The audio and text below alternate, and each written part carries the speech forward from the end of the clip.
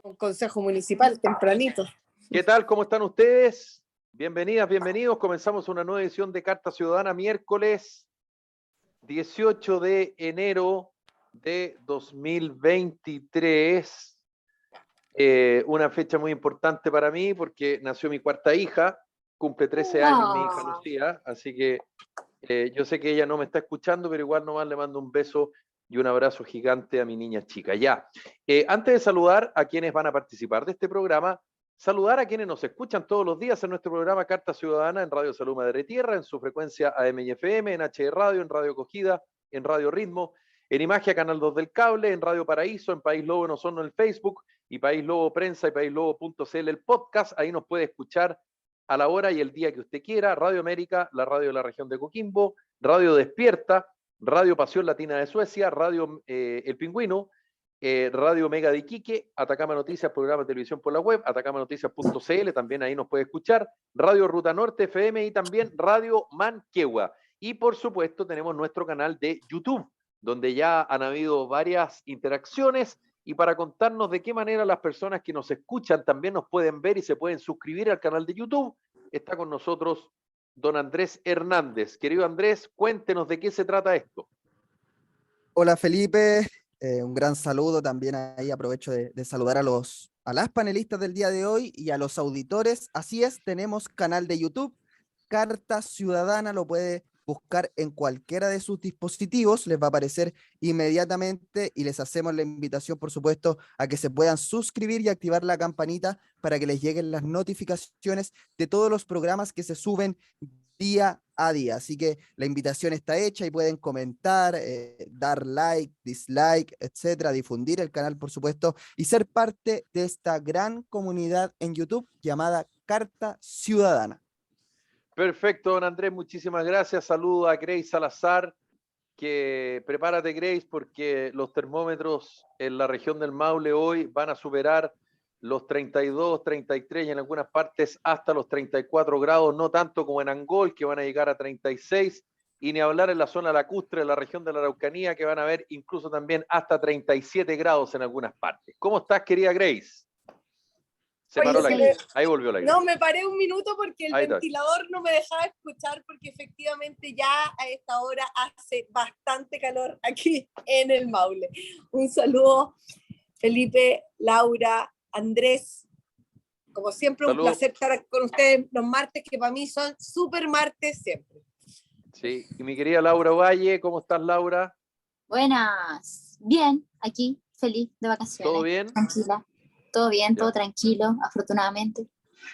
Ya, ola de calor, como yo decía, en la zona sur. Para hoy está pronosticado 31 grados en Valdivia. Hay una ola de calor también en la isla de Pascua, hasta 29, 30 grados hubo ayer.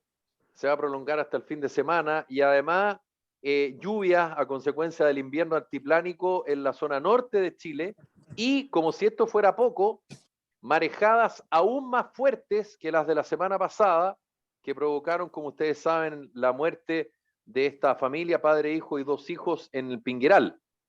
Perdón, padre, madre y dos hijos, ahí en Pingueral. Así que, lamentablemente, a cuidarse, tengan mucho cuidado con las marejadas. ¿Por qué? Porque estas marejadas, al igual que las de la semana pasada, tienen características distintas, porque vienen del norte y nuestros pueblos costeros están ubicados y preparados para las marejadas que son habituales, que vienen desde el sur. Por lo tanto, son más devastadoras y provocan mayores efectos y mayores consecuencias negativas estas marejadas que, como decíamos, van a ser aún más fuertes que las de la semana pasada y vienen desde Arica hasta el Golfo de Arauco, así que a tener muchísima precaución. Saludos a la Erika Muñoz, que apareció. Hola Erika, ¿qué tal? ¿Cómo estás? Hola, qué gusto saludarlos. Hola Grace, hola Hola, Laura. Erika. Hola. En este programa, qué rico estar con panel nuevo para mí. Ah, ¿no han estado nunca juntas? No, con la Laura, o sea, había estado con la Grace en alguna oportunidad o con la Laura en otra oportunidad, pero nunca había estado en el panel juntas, así que Muy bien, nada, muy bien. rico saludar a los auditores que nos escuchan, bueno, y que nos ven también a través de la señal a esta hora. Sí. Bueno, un pequeño comentario estético. La Erika, estupenda. Te ves, Erika, con ese corte nuevo. Y también a la Grace con el pelo liso. De la Laura no voy a decir nada porque es menor de edad. Bien, nos vamos. Nos vamos. Se echa a correr la bolita. Hay tanta cosa que comentar. Como decíamos ayer con Andrés y con Ladislao, pareciera que estamos a 39 de enero, porque han pasado una cantidad de cosas y pareciera que van a seguir pasando, pero aparentemente van a pasar hasta febrero nomás, porque, bueno, hay receso en el mes de febrero, en el Poder Judicial, en el Poder Ejecutivo, en fin, pero los expertos constitucionales seguramente van a empezar a trabajar en el mes de marzo. Se va la inscripción de las candidaturas el 6 de febrero para el Consejo Constitucional y el 18 de febrero se dan a conocer los candidatos oficiales, digamos, porque entre el 6 y el 18 pueden haber algunas inconsistencias, en fin. Eso por una parte. Está el tema de la minera Dominga, que se vota esta mañana, si es que ya no se está votando. Está la acusación constitucional en contra de la ex ministra de Justicia, Marcela Ríos, la acusación constitucional en contra del ministro de Desarrollo Social, Giorgio Jackson, está el requerimiento en la Contraloría, pero fundamentalmente en el Tribunal Constitucional en contra de los indultos. Oye, que pasan cosas y que pueden pasar cosas de quién más. Felipe, yo me puedo tomar una libertad. La mesa de seguridad, la situación en el norte, en fin, sí, toda la libertad que quieran. Una libertad previa a toda esta noticia política, que es la publicación del nuevo proyecto de ley que modifica el Código Penal y que establece, fíjate, como delito, si una víctima de violencia de género o de violencia sexual se suicida, el autor de dicha violencia podría ser condenado. Fíjate que caso Pradena, ¿no? Claro, sí, claro. de hecho se llama la llamada ley Antonia. Y fíjate, bueno, aparte de eliminar las penas sustitutivas en casi todas las conductas sexuales, antes solamente estaban eliminadas. Las penas sustitutivas, para que ustedes sepan, son que los imputados o los condenados por delitos, algunos tipos de delitos sexuales, podían optar a cumplirlos en libertad cumpliendo ciertos requisitos, salvo los que fueran de violación a menores, pero hoy día se amplió a muchas figuras. Es una ley que viene a endurecer y hay un tremendo debate en el mundo jurídico por el tema de la violencia de género, ya que quedó solo reducida a si la violencia la ejerce el hombre y solo las que pueden ser víctimas son las mujeres. Así que hay un debate, hay un debate, algunos dicen que la discriminación no es positiva, sino que es arbitraria, y ahí está en juego, vamos a ver cómo se da la aplicación, pero fíjate que por un lado es un reconocimiento a lo que pasó con la víctima del caso Pradena, ¿cierto?, con Antonia, y muchos otros casos que hemos conocido en el mundo de mujeres que tras actos de violencia, incluso hemos tenido suicidios por bullying en Chile, no sé si lo recuerdan, sí.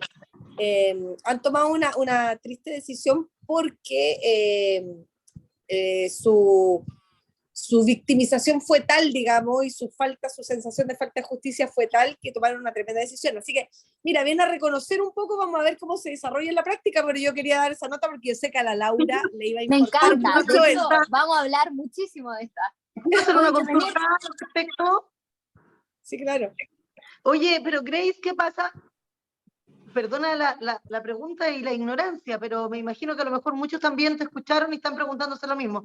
¿Qué pasa cuando la víctima o quien se suicida, por ejemplo, es un hombre? Porque fue violado por otro hombre o fue violado por una mujer. Ese es el debate que se está dando, porque al parecer la figura solo queda reducida a que la víctima sea mujer. Pero y por parte de un... Sí, por eso te digo, en el mundo jurídico está ese debate, efectivamente se encuentra injusto, otros lo defienden, dice que la discriminación es positiva. ¿Por qué? Porque el porcentaje de violencia de género en más del 80% es cometido en contra de las mujeres, y algunos dicen que los hombres no denuncian. Bueno, es un tema que, por eso digo, nos dicen... ¿Podría ser inconstitucional?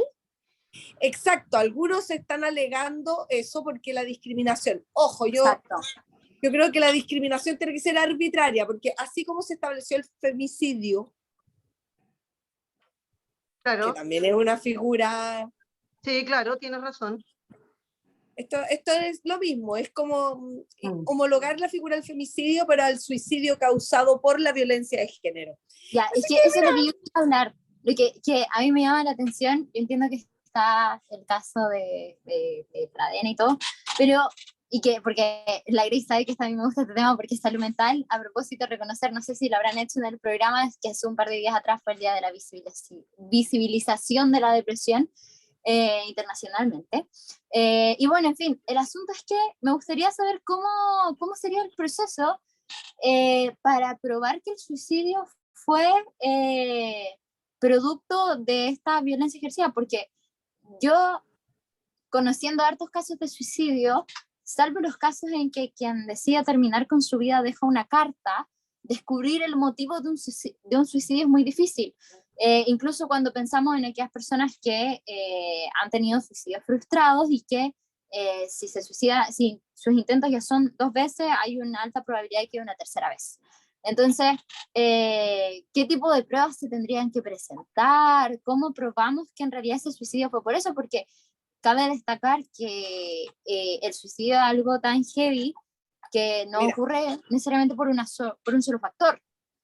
Mira, lo que dice la norma dice, sanciona al que con ocasión de hechos previos constitutivos de violencia de género cometidos en contra de la víctima causare el suicidio de una mujer, nótese, entendiéndose por violencia de género cualquier acción u omisión basada en el género y que causare la muerte, daño o sufrimiento físico, sexual o psicológico a la mujer, donde quiera que esto ocurra, especialmente si ocurre en alguna de las circunstancias siguientes: ser consecuencia de la negativa de establecer con el autor una relación de carácter sentimental o sexual, ser consecuencia de que la víctima ejerza o haya ejercido la prostitución u otra ocupación u oficio de carácter sexual, haberse cometido el delito tras haber ejercido contra la víctima cualquier forma de violencia sexual, haberse realizado con motivo de la orientación sexual, identidad de género o expresión de género de la víctima, y haberse cometido en cualquier tipo de situación en la que se den circunstancias de manifiesta subordinación por las relaciones desiguales de poder entre el agresor y la víctima o motivada por una evidente intención de discriminación. Mira, es un tipo súper complejo porque requieren primero que hayan antecedentes previos, es decir, no puede haber un único acto de violencia que termine con el suicidio. Va a ser difícil, ¿te fijas? Va a ser muy difícil. Claro. Yo creo que la prueba, esto se va a tener que ir solamente coordinando o aplicando conforme a lo que digan los tribunales y viendo cada caso. Pero lo que sí deja muy claro es que es el suicidio de una mujer. O sea, yo pienso que eso es lo más complejo, más allá de que estoy de acuerdo con lo que dice la Laura respecto a cómo se comprueba si el suicidio va realmente ligado a eso. Tengo más que claro todo lo que la Laura comenta respecto a lo que vive una persona que se suicida, pero también lo que vive la familia, puesto que mi esposo en el año 2012 se suicidó. Yo soy viuda de una persona que se quitó la vida. Entonces, tengo claro lo que vive no solamente la persona, sino la familia y lo difícil que es llegar realmente a la causa, porque la persona que se suicida, si no deja una carta específica, se lleva con él o con ella la causa. Entonces, muy complejo.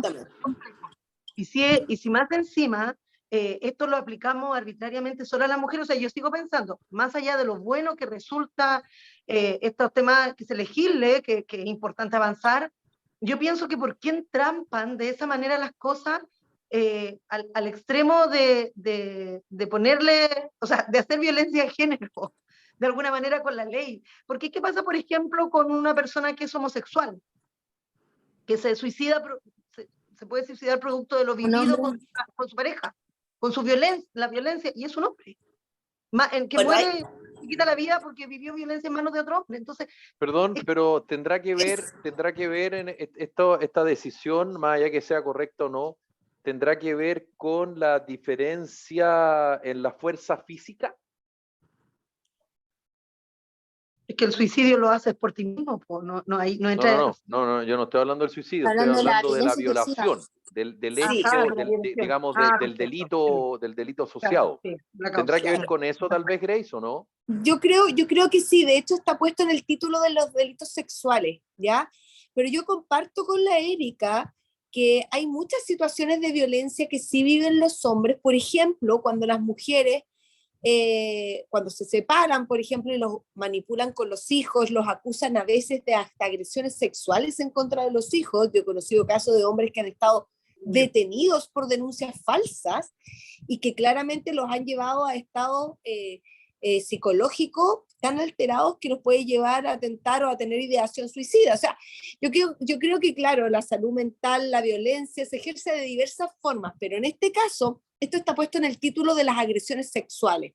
Ahora, yo creo que sí comprende, y por eso es un tema de prueba e interpretación, yo sí creo que comprende a las minorías sexuales, porque dice haberse cometido el delito tras haber ejercido contra la víctima cualquier forma, dice, de violencia sexual o haberse realizado con motivo de la orientación sexual, identidad de Pero género o expresión de género de la Espérate, víctima. Laura, que la parte, Laura, pero espérate, la parte de la Grace, si lo puedes repetir, por favor, porque ahí está la aclaración, Grace. Dale, por favor, de Claro, nuevo. dice que también puede haberse realizado con motivo de la orientación sexual, identidad de género o expresión de género de la víctima y haberse cometido en cualquier tipo de situación en la que se den circunstancias de manifiesta subordinación.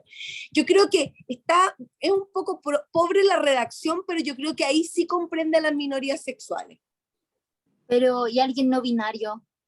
No puede estar en el lugar de víctima porque habla de Es que, mujeres. ¿sabes lo que pasa, Laura? Es que yo creo que mientras no exista un reconocimiento legal a la situación de algunos tipos de parafilias no reconocidas como, qué sé yo, como el no binario o como algunas identidades de género, los pansexuales u otro tipo, mientras no existe un reconocimiento legal es muy difícil abarcar. Entonces, ¿dónde cabe esto?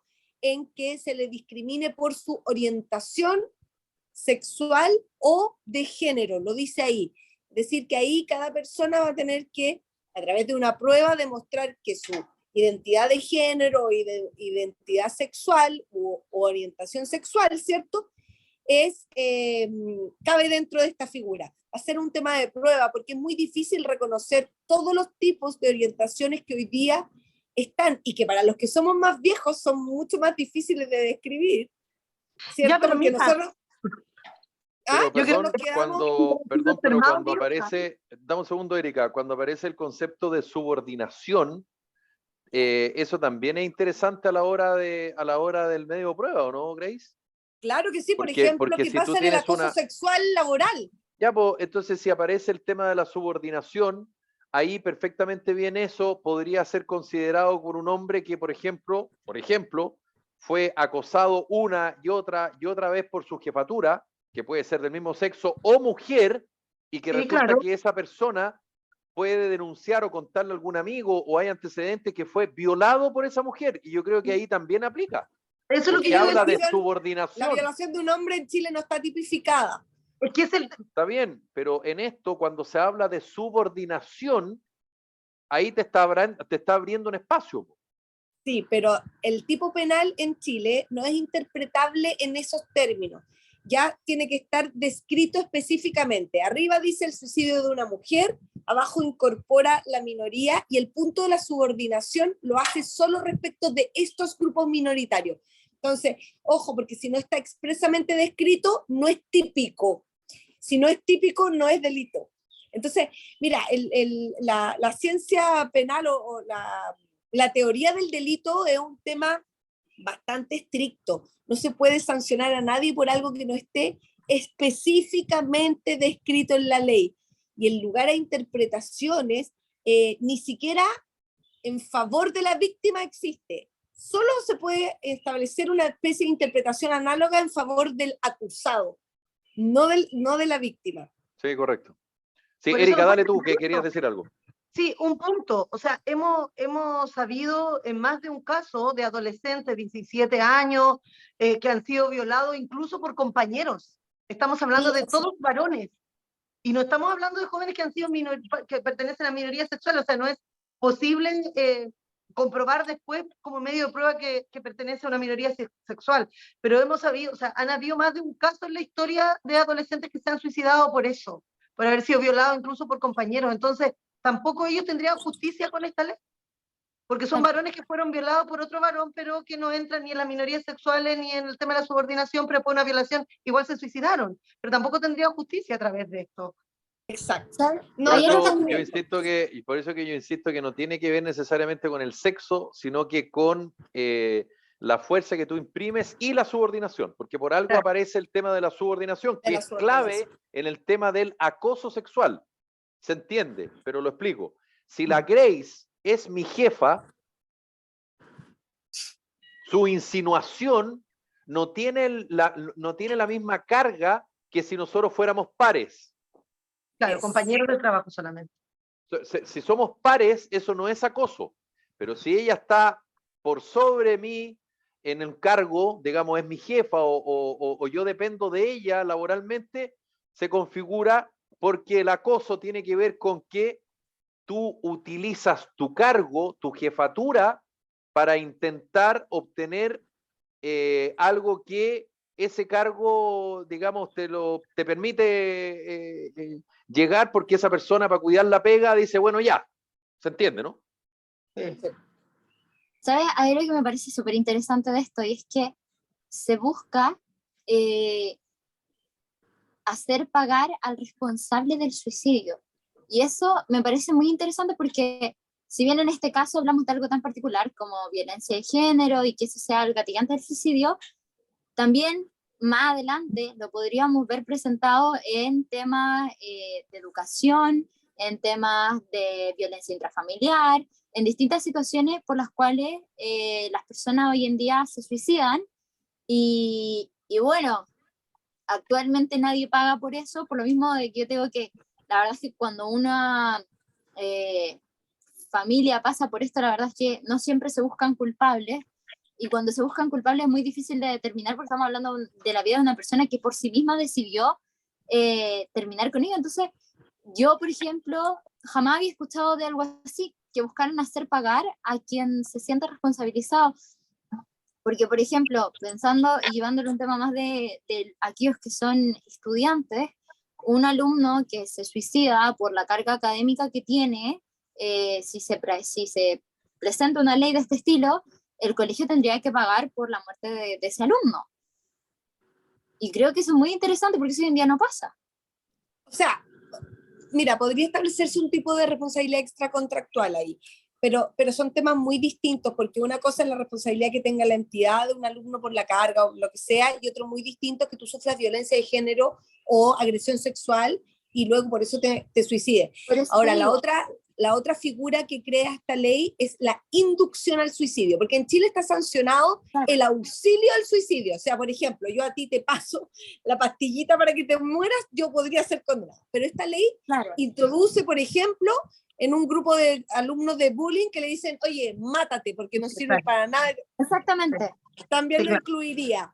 Que eso es la parte positiva de la ley, lo bueno. Es la parte positiva. Y lo otro, que amplía las medidas de protección para las víctimas y los testigos de delitos de esta naturaleza. Entonces, en algunos otros cuerpos normativos. Mira, vamos avanzando, no se puede hacer todo de una vez, pero siempre es posible el hecho que se dirija solo a mujeres. Eso hay que... Sí, yo creo que, o sea, yo creo que en sí, la génesis de esto es buenísimo. O sea, que lo tengamos ya es importante. Sí.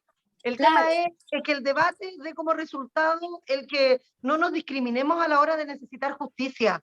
No solo las mujeres necesitamos justicia, los hombres también, en diferentes aspectos, más allá de que hablemos del tema de la fuerza física, la subordinación. Entonces, cualquier detalle en la legislación que haga una discriminación tan radical como esa puede generar injusticia en algún caso. Entonces, ojalá que el debate lo solucione. Ya. Está bueno el tema, Está bueno el tema. Está bueno el tema.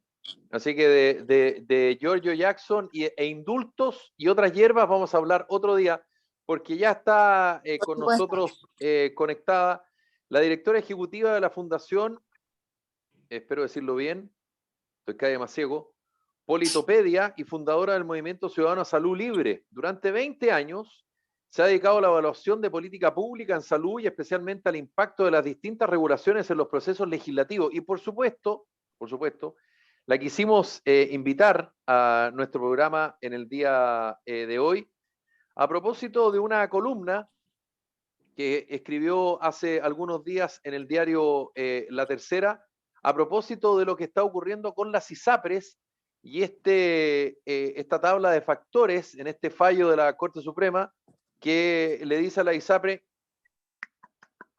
no, usted tiene que no solamente volver para atrás, el año 2017, si no me equivoco, 2016, o por ahí, sino que además tiene que restituir los dineros a esos cotizantes que les cobró de más. Y eso, por supuesto, generó la alerta de las ISAPRES señalando que eso les puede significar eventualmente la quiebra, porque no tienen dinero, y por supuesto eso también ha generado toda una preocupación respecto a, ¿y qué va a pasar con esas y esos cotizantes de las ISAPRES si es que el sistema se termina, colapsa, quiebra? El Fondo Nacional de Salud, FONASA, que atiende a 15 millones de chilenos versus 3,3 de las ISAPRES, ¿va a ser capaz de poder soportar aquello? La ministra de Salud, la ministra Aguilera, señala que ellos van a mantener su posición, que entienden a las ISAPRES. Las ISAPRES alegaron y le dijeron al superintendente de salud, oiga, usted nos quiere hacer caer. Desde la Superintendencia de Salud dijeron no es para nada nuestra intención. Así están las cosas, la situación está bien compleja, y para conversar sobre este tema está con nosotros Victoria Vermont. ¿Está bien dicho, Victoria? Beaumont. ¿Cómo estás, Victoria? Bienvenida a Carta Ciudad. Muy bien, ¿cómo están ustedes? Un gusto estar con ustedes hoy día. Espero haber hecho una introducción adecuada a tu persona, por supuesto, y del tema en cuestión. Perdona, y esto es una pregunta bien directa. ¿Esto es real, lo de las ISAPRES? Primero. Y segundo, ¿no será una pataleta? Y tercero, perdón, ¿por qué las ISAPRES ahora piden agüita? ¿Por qué le piden agüita al Estado que durante tanto tiempo se ha despreciado al Estado de Chile? Y cuarto, ¿por qué el sistema público tendría que salir al rescate del sistema privado, lisa y llanamente, según algunos, porque sus accionistas, en vez de tener la platita guardada, la retiraron y no tienen plata para pagar el fallo de la Corte Suprema? ¿Cómo estás, Victoria? Bienvenida. Hola, sí, mira, a ver, es real. La crisis es real, más o menos va a haber 200.000 millones de pérdidas este año, el año pasado hubo otros 200.000 millones de pérdidas, así es que en realidad esta crisis financiera por la que están pasando la ISAPRES es real. Y yo estaba escuchándote muy atentamente cuando tú explicabas lo que había pasado con la Corte Suprema, y mira, lo que pasa es que esto se arrastra de larga data. Esto parte en 2010 con una modificación, una inconstitucionalidad que generó el Tribunal Constitucional. Y el Tribunal Constitucional del 2010 dice que la tabla de factores, o la parte de la ley que indica las tablas de factores, es inconstitucional. Y desde el 2010 que teníamos que esperar un proyecto de ley y que los políticos se hicieran cargo de cómo se iba a regular la tabla de factores. Pasaron 9 años sin ningún tipo de solución, entonces esto se empezó a judicializar, ¿ya? Y es por eso que al 2019 la Superintendencia de Salud hace una jurisprudencia, pero más bien administrativa, y genera una tabla de factores, que es la tabla de factores que al final la Corte Suprema en este año le obliga a las ISAPRES a colocárselo a todos los planes. El 2019, cuando la Superintendencia de Salud crea esta tabla única, las ISAPRES dieron la oportunidad a las personas de cambiarse a estos planes únicos con esta única tabla de factores. Pero obviamente tú no puedes obligar a las personas a cambiarse.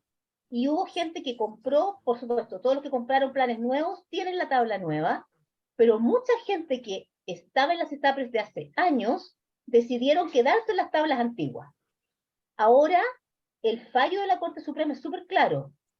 Todos los planes van a pasar a tener la tabla nueva. Y las tablas de factores lo que hacen es equilibrar lo que te va a costar por factor de riesgo a las personas y el precio base, que se reguló en otra ley del 2019. Entonces, lo importante acá, para mí lo más importante en el tema de las ISAPRES, es que gracias a la Corte Suprema y la jurisprudencia que hizo la Corte Suprema este año, existen regulaciones para la tabla de factores y regulaciones para las alzas de los planes. Entonces, ¿qué es lo que sucede? Que para implementar esto, va a haber planes de salud que van a quedar desfinanciados. Y ahí no hay plata para tener un equilibrio. Y lo que dice la Corte Suprema es que a ningún cotizante se le puede castigar cobrándole más de lo que paga hoy día. Y ahí está la complejidad técnica. Ahora, de verdad, esto se podría solucionar a través de un proyecto de ley y a través de una jurisprudencia administrativa, nuevamente con la superintendencia, y va a depender mucho de, más bien, voluntad política, Felipe. ¿Ah? No se le está pidiendo, las ISAPRES, yo he visto mucho en redes que se está criticando que las ISAPRES están pidiendo subsidio. No se está pidiendo ningún tipo de subsidio. Las ISAPRES lo que quieren es que el superintendente implemente el fallo de la Corte Suprema lo antes posible, antes de que caigan en insolvencia, porque lo que han dicho es que en marzo o abril alguna ISAPRE puede caer en insolvencia. De eso se trata el asunto así puntual y complejo que están viviendo la ISAPRE. Ahora, sí. Dale. Oye, Dale. ¿te puedo hacer una Victoria, por pregunta, favor. Victoria? Dame un segundo, Grace, que termine la Victoria, porque yo la interrumpí mal, creí que había terminado. Dame un segundo. Victoria, termina el punto y va la Grace que te quiere preguntar. Termino. El tema es que eso es el punto puntual de las empresas. ¿Por qué no se las puede dejar caer hoy día? Porque no tenemos un sistema que acoja a los 3 millones de cotizantes de la ISAPRE.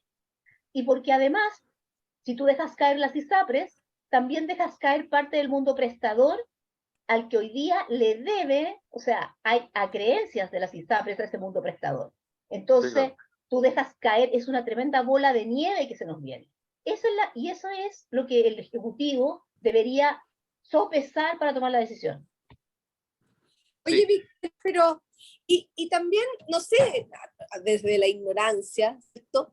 ¿Podrá también tener influencia o se pudiera solucionar de alguna forma es que existiera la, no sé cómo llamarlo, pero la afiliación obligatoria de los prestadores de salud, me refiero a los médicos y a las consultas particulares, a tener convenios con una ISAPRE o FONASA? Porque a mí me pasa, yo creo que a todos aquí en este panel nos ha pasado, que tú vas de repente a centros médicos es que no atienden por ISAPRE. O sea, que la consulta es absolutamente particular, que tú vas además a la ISAPRE y el reembolso, claro, se hace un pseudo reembolso, pero en realidad creo que la mayor parte de esa consulta queda fuera de este convenio. ¿Tendrá algo de influencia eso también? Mira, eso que estás diciendo, Grace, es una consecuencia de la crisis. Porque tú antes tenías convenios y ahora, como las ISAPRES están cayendo en esta insolvencia, los prestadores no están queriendo generar convenios. ¿Ah? Entonces, los cotizantes de ISAPRE hoy día por primera vez están teniendo que reembolsar o pagar cash, pagan cash, y la ISAPRE se está demorando 30 o 60 días en devolver platas e incluso de intervenciones quirúrgicas.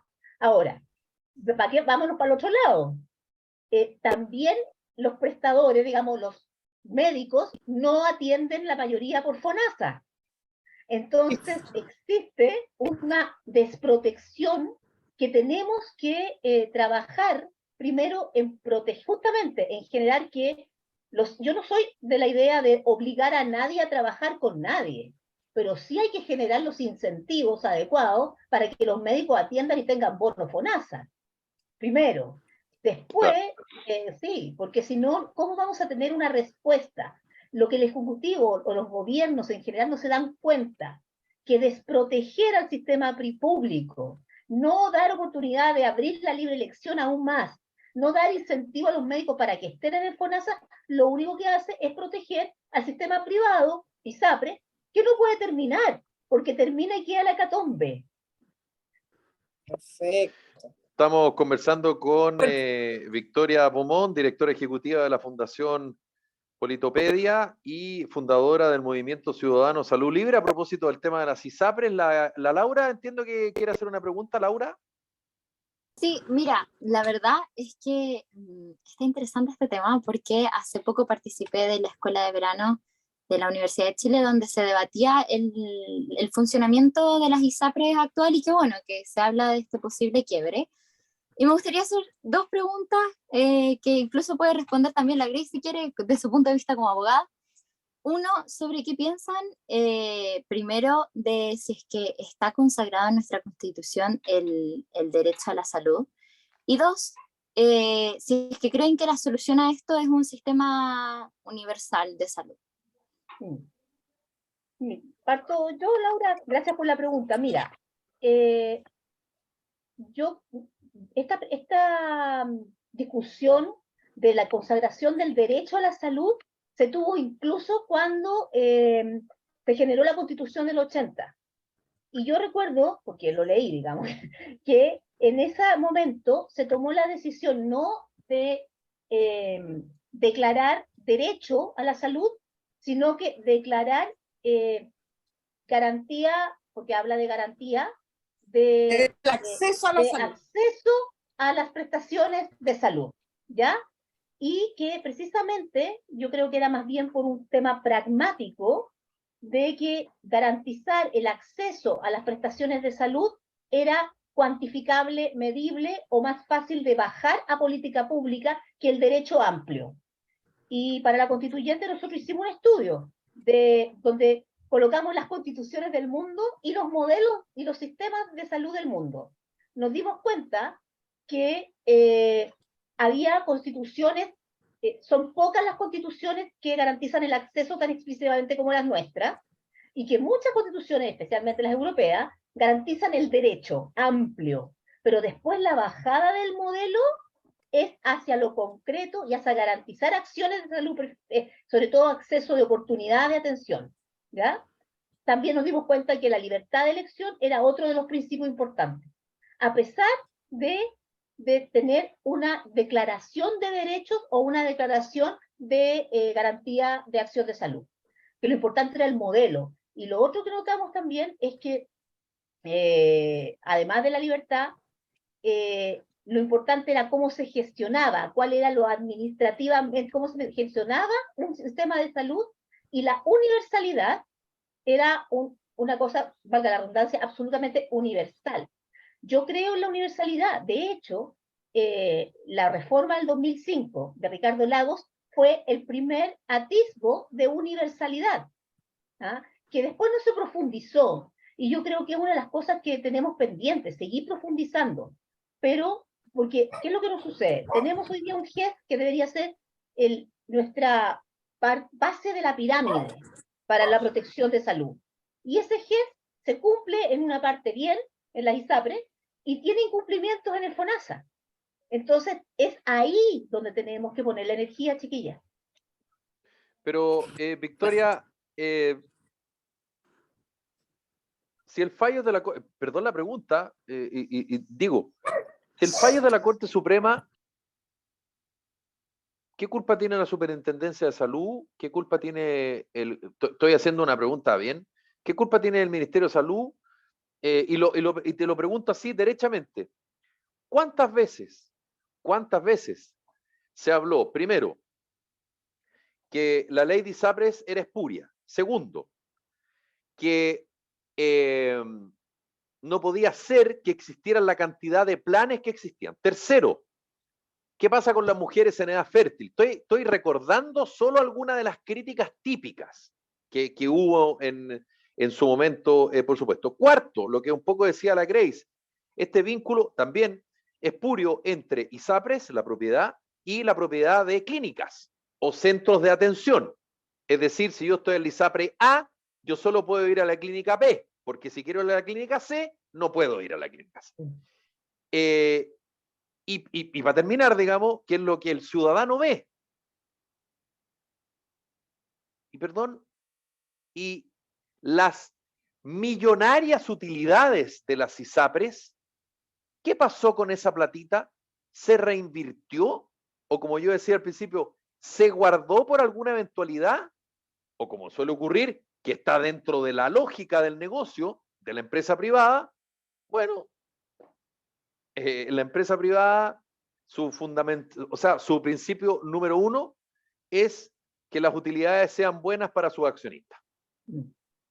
Bueno, primero, ¿qué pito toca la Superintendencia de Salud en esto? Muy simple, porque en el fallo de la Corte Suprema mandató a la Superintendencia de Salud que se hiciera cargo. Entonces le dijo, señora Superintendencia, este es mi fallo, y además le da las reglas. Le dice, quiero que todos los planes pasen a la tabla del 2019, quiero que ningún cotizante se le cobre más de lo que está pagando ahora, ¿ah? Y pone 2 o 3 reglas más. Ahora, eso se mandata a la superintendencia y le dice, superintendencia, usted tiene 6 meses para decirme cómo lo va a aplicar. Pero hay un pero con eso. En jerga militar es como que le des poder a un sargento, siendo que el poder que le estás entregando solo lo puede ejercer un general. O dicho de otra manera, seamos honestos, Victoria, las superintendencias, cualquiera sea en Chile, tiene menos dientes que la 4 dientes. O sea, de hecho, es algo nunca visto que la Corte Suprema haya hecho una cosa así. Además, que era un caso o 2 casos que estaban juntos y las sentencias se le aplican a todos los casos. Por eso digo, la Corte Suprema ha generado acá una jurisprudencia nunca vista en Chile, pero ya le devolvió la pelota al Ejecutivo. Por supuesto, o sea, y lo que pasa es que esto fue fruto de la desidia política. 9 años que los políticos no se pusieron de acuerdo. Sí, oye, como recién me estabais diciendo, los 40.000 planes, de acuerdo, para eso se generó el Plan Universal de Salud, que es un proyecto que todavía está pegado en el Senado. Me dijiste, lo de las mujeres. Bueno, lo de las mujeres, la tabla del 2019 se resolvió, pero recién en diciembre de 2019, cuando esta cuestión explotó en 2010. ¿Ya? Porque la nueva tabla lo que hace precisamente es solidarizar a las mujeres. ¿Ya? Así es. Entonces, las soluciones, a mi juicio, fueron tardías. Y lo otro es que no se ha sabido comunicar cómo ha ido avanzando también la regulación.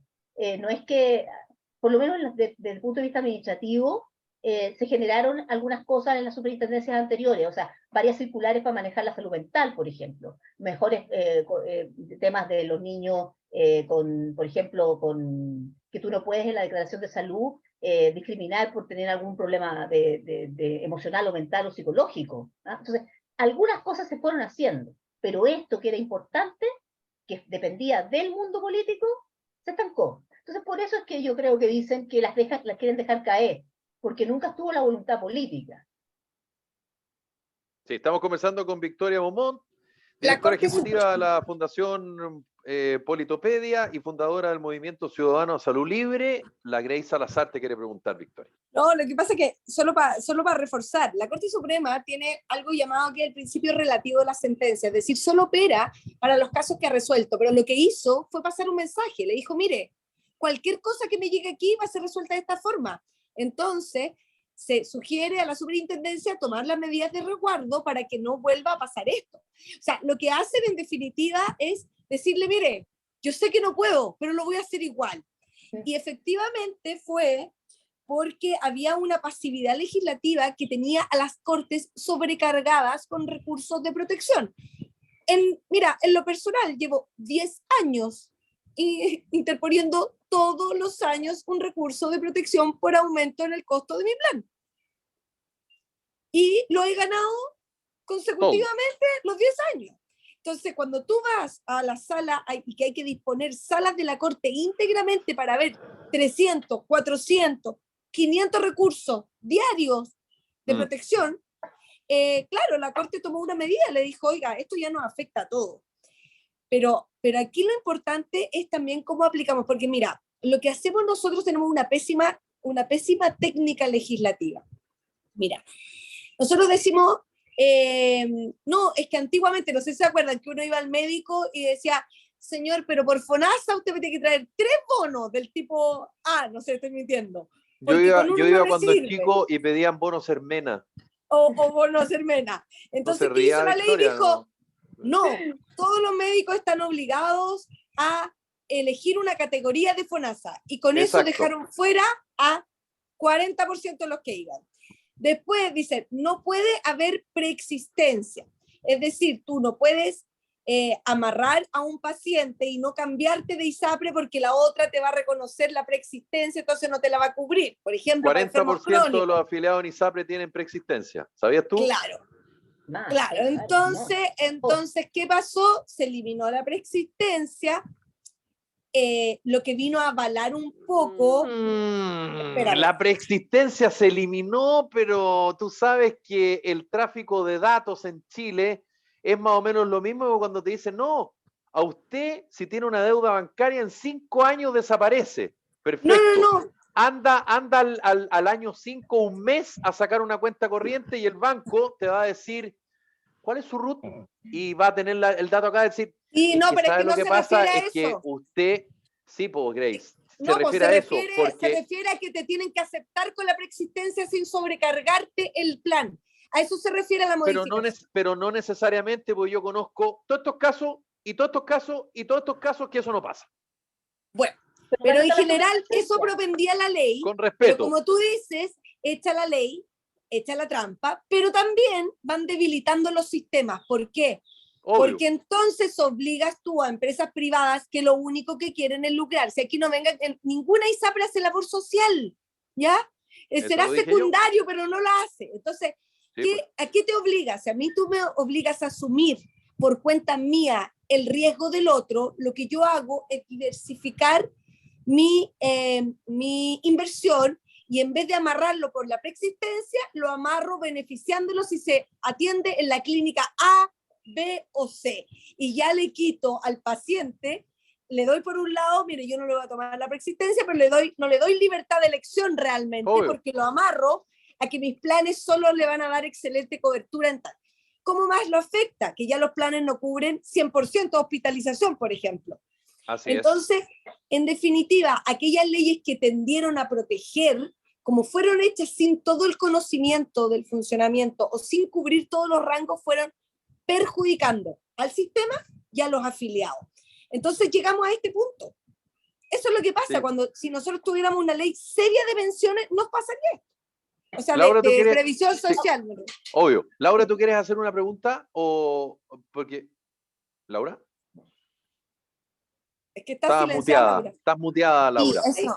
Ahí no, sí. No tengo una pregunta, pero hay algo que quiero decir. Ya, diga nomás. Diga. Que tiene más o menos que ver. Más o menos nomás. Que, ¿saben qué a mí me llama la atención?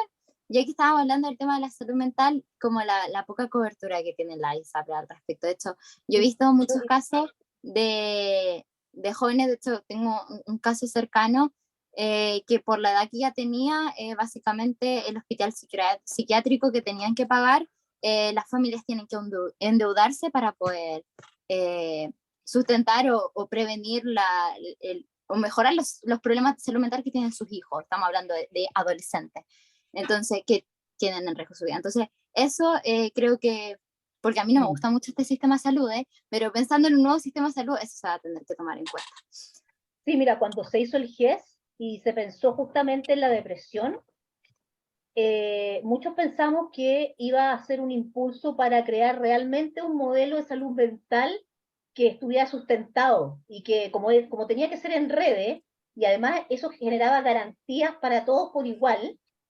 pero ¿qué sucedió? Que finalmente el presupuesto fue paupérrimo, porque acuérdate que el GES tiene que estar de acuerdo al presupuesto también del sistema público. Entonces, como el presupuesto fue tan malo, los servicios de salud mental fueron horribles.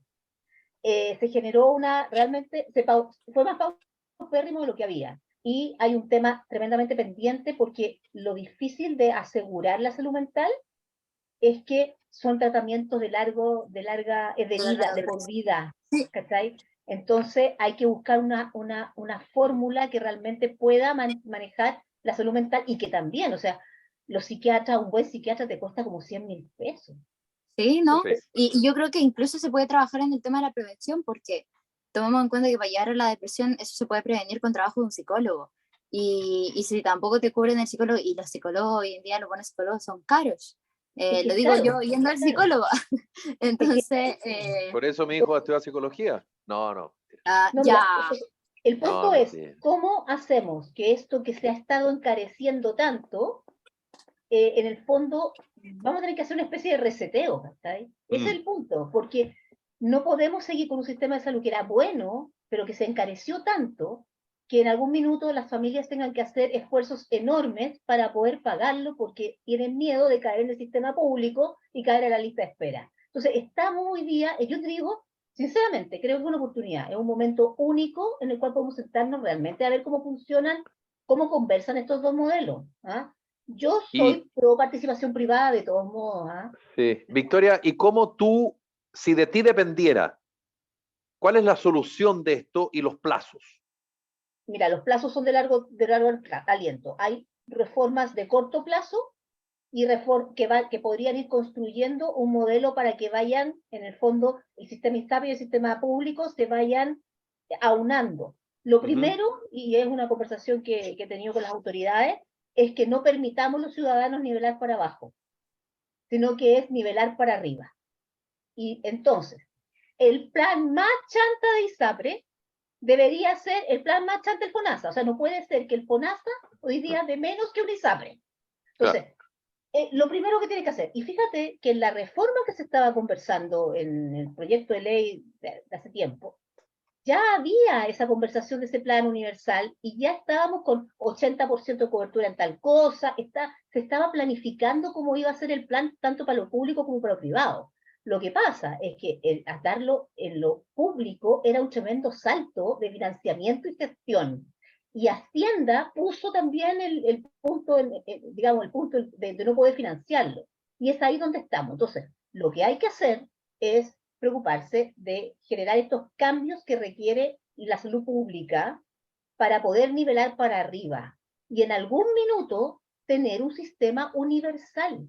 Si hay sistemas como el holandés, hay sistemas como el israelí, que además tienen un solo modelo de institución que busca todas las cotizaciones de las personas y las reparte en instituciones públicas y privadas con y sin fines de lucro. Correcto. Modelos hay, miles. Hay que necesita voluntad política. El proyecto de ley del CAEC de FONASA, del seguro catastrófico de FONASA, ese proyecto está partiendo de la comisión mixta. Ese proyecto tiene que salir adelante. La modernización de FONASA. Hay toda una modernización del Estado que dejó pendiente Ricardo Lagos y que la presidenta Bachelet no la implementó. Existe la modernización de la Superintendencia de Salud para que fiscalice a las ISAPRES y a los hospitales de la misma forma. Correcto. Todas esas agendas están pendientes. Y nosotros, por lo menos desde el Movimiento Ciudadano, lo que estamos haciendo es empujando esas agendas. Para nosotros el tema de las ISAPRES es un problema de ahora, hay que manejar esa crisis, pero después hay que continuar hacia la reforma. Grace, ¿tú quieres decir algo? Sí, yo quiero decir que además no basta con modificar los sistemas de acceso a la salud, sino también modificar la forma en que se exige el ejercicio de la medicina en Chile. No puedes, porque el sistema público nunca va a poder ser reforzado si tú no tienes los especialistas que atiendan a la gente del sistema público. Que el sistema público le ofrezca a los médicos y a los especialistas las mismas oportunidades que le ofrece el sistema privado. Porque si no es así, siempre la brecha se agranda y por supuesto perjudica la salud de los más vulnerables, que además han tenido, ojo, menos acceso a la salud desde el minuto de su nacimiento, cuando tú les entregas condiciones alimenticias, deportivas, de vivienda, diferentes a las que le entregas a otro sector de la población. Entonces, tiene que ser una reforma multidisciplinaria e integral que pueda entregar herramientas para todos los sectores, porque no sacas nada con incorporar mucho dinero si no entregas a la aplicación o a la afectación de ese dinero políticas que permitan, por ejemplo, que una persona que no tiene un especialista en un hospital público inmediatamente sea transferido al hospital privado que sí lo ve, asumiendo ese costo. Ahora, mira, Bueno, sí, Victoria, dale. Viste en un punto tan importante, porque nosotros nos ponemos en el cuero de los cotizantes, pero hay otro que es el cuero de los funcionarios. Los funcionarios del sector público de salud están colapsados, hay violencia, hay acoso, hay malos tratos, hay problemas de sueldo, o sea... Hay clientelismo político. O sea, si tú no manejas el recurso humano de esta tremenda empresa, porque es una empresa que es el Ministerio de Salud, que tiene que resolver a todos estos hospitales y realmente le pones estrategia de capital humano, esa gente no te va a poder atender a todas las necesidades de la población. Por eso es que también, junto con los cotizantes, hay que poner en el centro a los funcionarios. Bueno, la directora ejecutiva de la Fundación Politopedia y fundadora del Movimiento Ciudadano Salud Libre, Victoria Beaumont, conversando con nosotros en Carta Ciudadana. Victoria, te agradecemos esta conversación.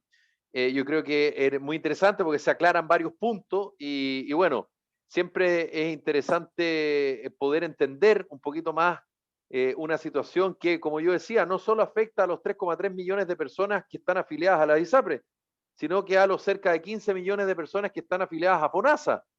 Y que si ahora el sistema es malo, por las razones que tú misma dijiste, imagínense lo que puede ocurrir si es que las ISAPRES terminan colapsando. Así que, Victoria, muchísimas gracias por haber conversado con nosotros acá en Carta Ciudadana. Que esté muy bien. Chao, un gusto. Chao, gracias, Victoria. Y aprovecho de despedirme de mi amiga personal, Grace Salazar. Recuerda, Grace, temperaturas altas en la región del Maule, donde tú vives, así que cuídate. Laura, nosotros nos estaríamos salvando en la región metropolitana. Ah, tú sigues en Concepción. No, yo me volví. Ah, ya está en Santiago, ya está muy bien en Santiago, ya. Eso, las temperaturas en la región metropolitana van a subir de aquí a fin de semana. Un abrazo, Laura, Victoria, Grace. Esto fue Carta Ciudadana. Nos reencontramos mañana. Chao, chao.